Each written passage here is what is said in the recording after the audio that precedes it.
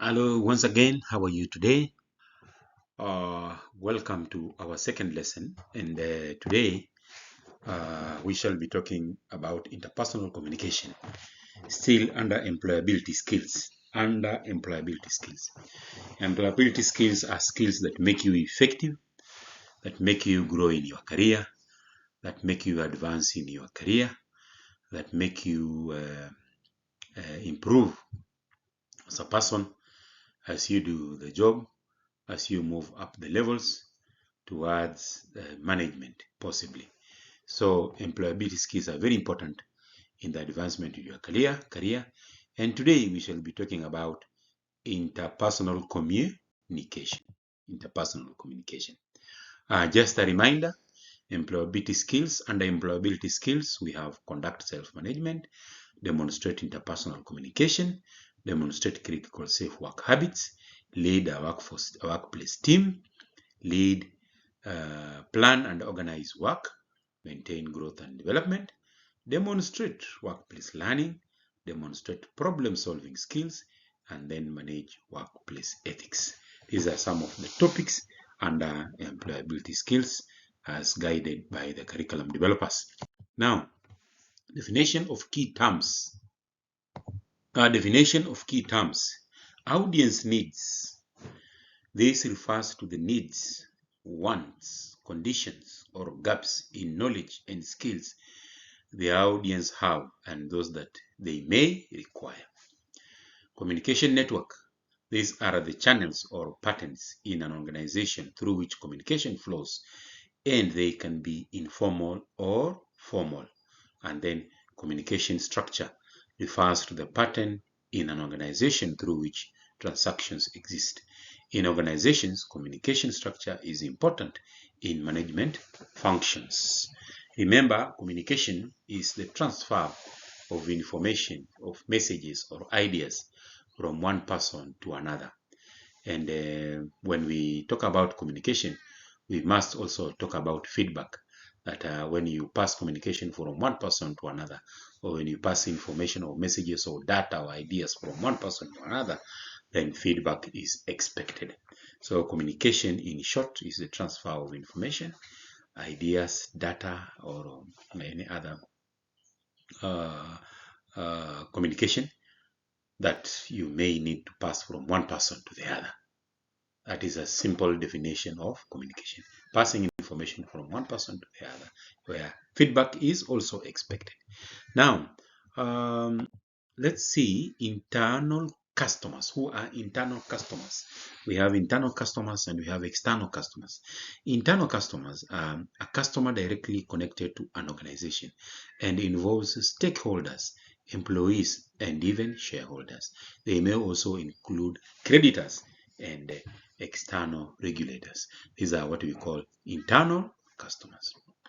And then we have external customers. They are those customers that see an organization or company as providers of products and services that they need. They are customers that the organization designs products for. So when we talk about customers, remember we are talking about internal customers, and we are also talking about external customers. So fellow employees are considered as internal customers from other departments, from finance, from marketing and sales, from engineering, from security. These all staff are referred to as internal customers, and you should also accord them the respect and the integrity that they deserve as your customers. And then there are external customers. So listening skills are important in the workplace. Poor listening occurs daily and can result to loss of profit, job, relationship, or even life. Skills in listening and understanding can lead to improved personal and professional success. So when we talk about interpersonal communication, you see the first point we are focusing on is listening. Listening is very important to interpersonal communication because it is only through listening that you will be able to provide adequate feedback. We said in communication, feedback is expected. So if you do not listen, if you don't hear what it is being said, then it will be very difficult for you to give feedback that is satisfactory. Now, interpersonal communication is the process by which people share, exchange, and receive information, feelings, and meaning, either verbally or non-verbally. Interpersonal communication involves face-to-face. Then listening refers to the process of receiving audio stimuli. Listening is an active process of receiving and interpreting open message by a purposeful listener. Listening skills involves ability to actively understand and act upon a message. It also entails giving feedback, asking questions, and purposefully exchanging information. Levels of listening. Levels of listening. Under levels of listening, we are going to talk about reception. Reception. This is a hearing without attending to surrounding sounds or noise. This happens when the speaker is taking his or her turn and the listener is listening keenly. And then attention, listening without effort to relate or understand what is said. For example, listening to a song without even understanding the message. Then focusing, this is the lowest level of active listening, whereby isolated fact and the details are attended to without any organizational plan. And then integration, and then interpretation, and then implication, and then evaluation. For example, evaluation involves judging the accuracy and relevance of the information to the situation. These are some of the levels of listening. And as I mentioned, listening is very, very vital in interpersonal communication. And then we also, let's talk about audience. We said audience refers to one or more persons who come purposely to listen to the speaker. They may listen, respond, or ask questions. It is important to know and understand the audience who help to determine your strategy as a speaker. It is important to know and understand the audience who help to determine your strategy as a speaker. Also, types of audience. Types of audience. We have several types of audience, and the first one is friendly audience. The purpose of writing or communicating to them is to reinforce their beliefs and practices. Friendly audience. Then apathies. This type of audience needs to be convinced of that which matters for them first. And then uninformed. The requirement for this type of audience is educating them first before proceeding to the course of action. And then there is hostile. This type needs to be respected and their viewpoints considered thereafter, which you may listen to them. For instance, a speaker or the message can be framed as based on this information. I implore you to change before seeking for change. Their views must be understood. So this is hostile. So friendly audience, apathic audience, uninformed audience, and then we have hostile audience. Audience needs. Definitely, when we are speaking to people, they have their needs, and we cannot just pump information to people without considering their needs. We have to consider what do they, what are their preferences, what do they want, or what are the gaps in knowledge. So this refers to a need, wants, conditions, or gaps in knowledge and skills the audience has or may require. Effective communication begins with audience determination and their needs. This is important in developing the message in the ways they are likely to listen, engage, and act in response. The audience needs to be informed through proper conveyance of the message, to be captured, which will capture their attention and interest so as to be inspired. This will fulfill their expectations and it will impact them. So before you speak to people, you have to understand their needs. Do they need knowledge or do they just need to be informed, or what kind of wants are they expecting from you? For example, if you are a leader, then you want to speak to your team, you may need first to gauge their mood. Do they need just information, or do they need to be given details, or what needs to happen? Sorry for that interruption for a minute. And then we also turn our attention to speaking, reading, and writing. When we talk about speaking, reading, and writing, we shall be discussing this in the context of you as an individual, you as a security professional. You have to understand how to speak. Speaking, this is to develop a language through the mouth. This creates sounds which information can be conveyed. Speaking outlines the ability to inform and persuade others. Public speaking. Public speaking entails speaking to a larger audience. It involves a single speaker and a group of listeners. It is something that we need to develop as professionals. As we move up our ladder, we need to develop skills that are important in public speaking. Public speaking is an important skill and yet dreaded by many people. It can have an impact on the speaker who has acquired the public speaking skills. The aim is to win over the crowd, motivate people, and inform them. Public speaking is important in leading things such as career development, business growth, and relationship with other people. Public speaking increases self-confidence and makes one confident around others. Effective communication and also helps in professional growth. So I will speak few words regarding this one. It is important for you to practice to develop good public speaking skills. Public speaking skills are very important. You speak slowly, you speak straight to the message, you pass the message clearly, you don't shout.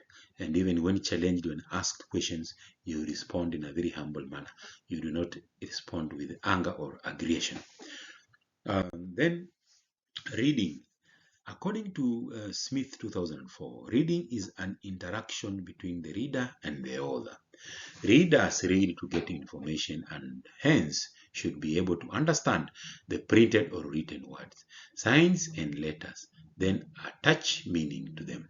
The purpose of reading is pleasure or entertainment, acquiring general information, get directions and instructions, academic purposes. These are the purposes of reading.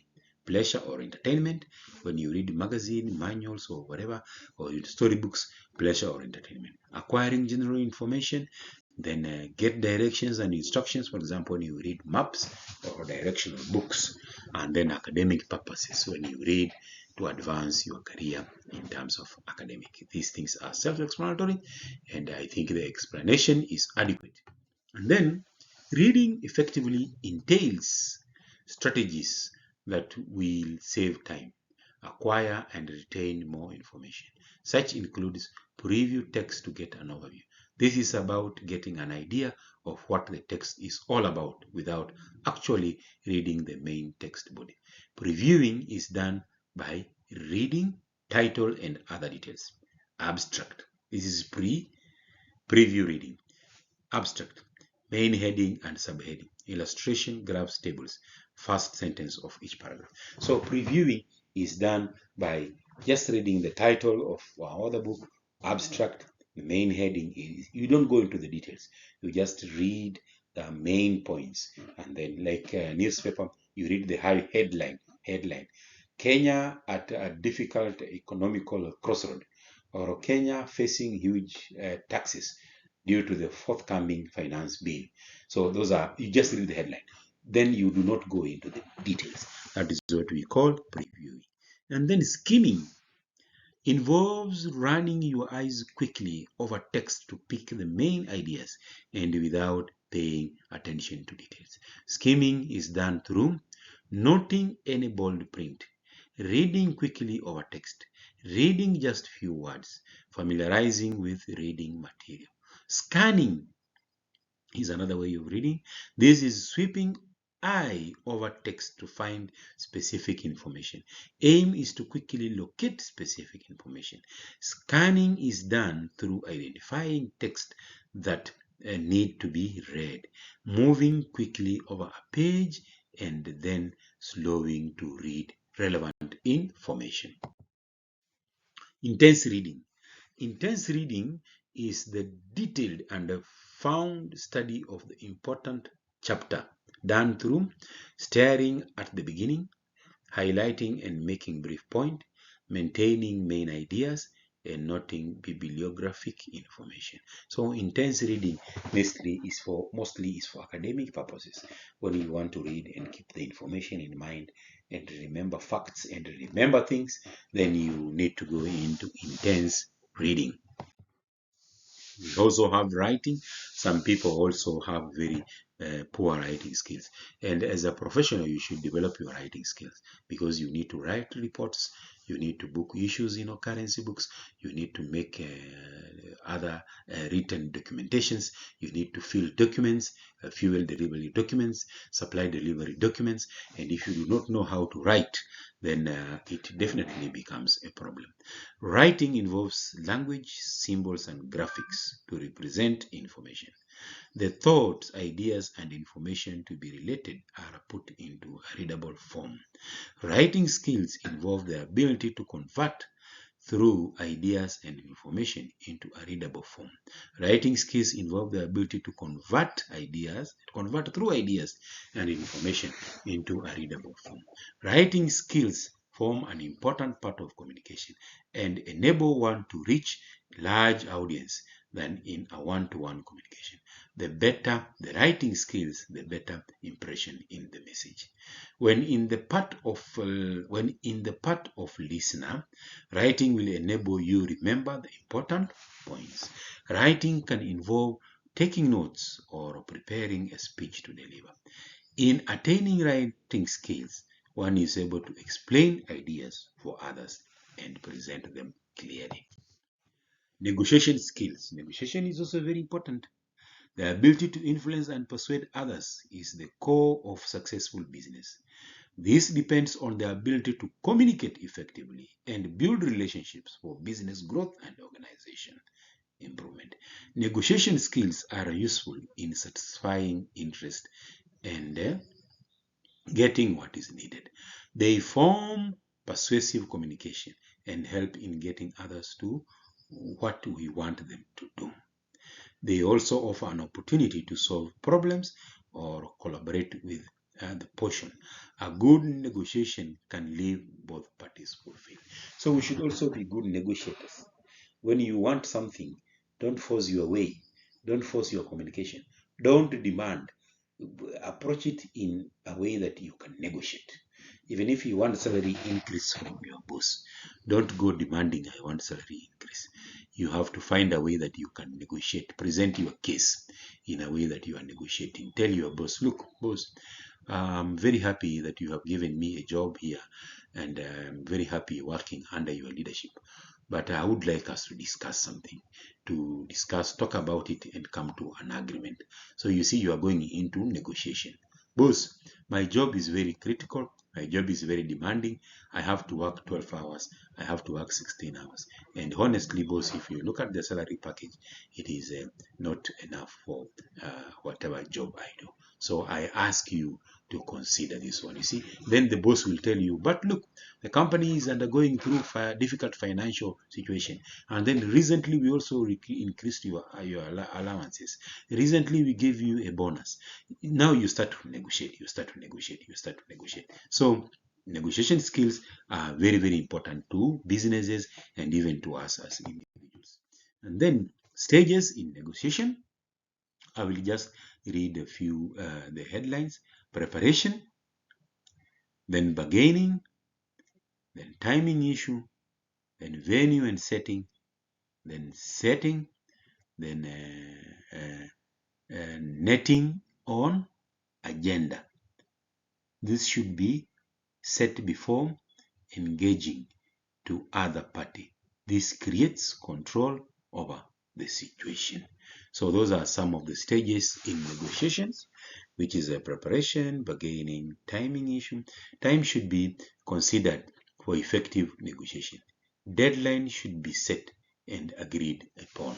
You see, you don't just wake up in the morning one day and go to your boss's office and tell him, sir, I need salary increment. When the boss is Monday, it is very busy, he's preparing for management meeting, and you are there already, you are demanding salary. You have to set time. You have to time the issue when the boss is free, boss is not occupied, and then he will have ample time to listen to you, and then you can discuss your request. Also, effective negotiation skills entail asking questions, listening actively, emphasizing, considering and explaining, creative thinking. Negotiation skills are important and create success in business. Differences will always exist. Hence, strong negotiation and negotiation skills are required in a workplace. So, effective negotiation skills involve asking questions, listening actively, emphasizing, considering and explaining, and then creative thinking. And then we say also emphasizing, empathizing. According to Keane 2007, empathy means recognizing other person's feeling, their cause and effects in their emotional experience without becoming part of it. You understand the other person's feelings. It is simple to put oneself into another one's shoe. When you have empathy, you can understand the feelings of other people. Empathy enables us to communicate ideas in such a way that they can make sense to others. It will also enable one to understand others when communicating. Numeracy. Numeracy is required in carrying out roles effectively. This involves ability to use numbers and solve problems in real time. Numeracy involves calculations, involves numbers. Numeracy skills entail expressing ideas and solving problems numerically. They are a key in development of logical thinking and reasoning in day-to-day activities. An example of numeracy is balance checking customer or client money. Also, another example is when you are receiving goods at the stores, and you must have good numeracy skills that you can take into account how many quantity you have received in terms of numbers and on which date and on which time. So this skill is also important for you to be able to do your work effectively. Then we have internal and external customers. We spoke about that, internal customers and external customers. Understanding customer needs. The organization should identify and take care of customer needs. This is crucial for company growth and organization, since it enables the company to focus on customer satisfactions, which are important to the business. Additionally, customer satisfaction and loyalty are enriched by the company. Ways of identifying customer needs. Analyzing organizational competitor through SWOT role analysis. Identify competitor strengths, weaknesses, opportunities, and threats. Conduct voice of customer surveys about their activities and expectations of existing customer, both internal and external. You have to understand customer needs. Even you as a security professional, there comes a time when we do competency reviews, or what we call KPI, key performance reviews, and we need to see how you can understand customer needs, or how you can identify customer needs. For example, paying attention to new customer and of their expectations is one way. Attaining future customer needs through updating content to avoid losing customers to your competitors. So it is an area that you need to think about. And then we have persuasion. Also, persuasion has a purpose of getting the listeners to transform their ideas and beliefs in favor of the perspective of the communicator. The intent of persuasion is influencing the audience and make them support an idea or perform a certain task. Persuasion skills are vital, as they will motivate even the customer to support or join the organization. This will win client and establish their loyalty at the heart of the organization. Effective persuasion should equally address customer queries. And then communication networks. A communication network is a pattern through which information flows in an organization. It can also imply the method used to pass information. Communication networks includes chain information. Information travels up in hierarchical manner. Communication occurs only with the next higher hierarchy and follows a chain of command. And then there is network information. Information is transmitted up and down through hierarchy. This resembles an upside Y here. The number of individuals reaching to a supervisor is wider. And then we have network wheel network communication. In this network, information flows to and from a single person, and the network relied on the leader in communication. The network relies on the leader on the communication. And then there is a circle network. Employees only communicate with adjoining organization members, such as that communication is with immediate neighbor, no other. The network should be established as per the standard operating procedures.